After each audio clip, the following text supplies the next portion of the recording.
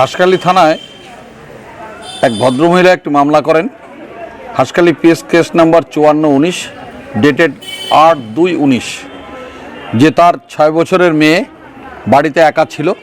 তখন তার গৃহশিক্ষক প্রসেনজিৎ মণ্ডল 4/2/19-এ সে 7টা নাগাদ বাড়িতে ঢোকে এবং তার যৌনাঙ্গে ফিঙ্গারিং করে। মেয়েটা ব্লিডিং ইনজুরি হয়। ব্লিডিং ইনজুরি হওয়ার পরে তার মাকে সে কান্না করতে করতে বলে, কাঁদতে কাঁদতে মাকে যখন বলে, মা দেখে তার যৌনাঙ্গ আঘাতপ্রাপ্ত হয়েছে। পরবর্তীকালে এই কেস হওয়ার পরে এই কেসের যে আইও ইনভেস্টিগেশন করে, লালটু ঘোষ এই কেসের আইও ছিলেন।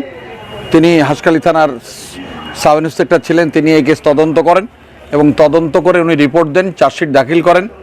আফটার চার্জশিট এই কেসে 10 জন সাক্ষী এক্সামিন হয়। সমস্ত সাক্ষ্যদান গ্রহণ অন্তে বিং স্যাটিসফাইড, কোর্ট এই প্রসেনজিৎ মণ্ডলকে 17/11/2025-এ তার সেন্টেন্স হিয়ারিং হয়। কোর্ট তাকে 10 বছর সশ্রম কারাদণ্ডে দণ্ডিত করেন, তার 20,000 টাকা জরিমানা করেন, অনাদায়ে আরও 6 মাস জেল দেন।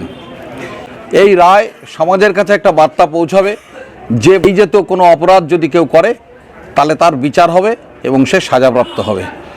আমার নাম অপূর্ব কুমার ভদ্র, আমি additional PP, Ranaghat session court.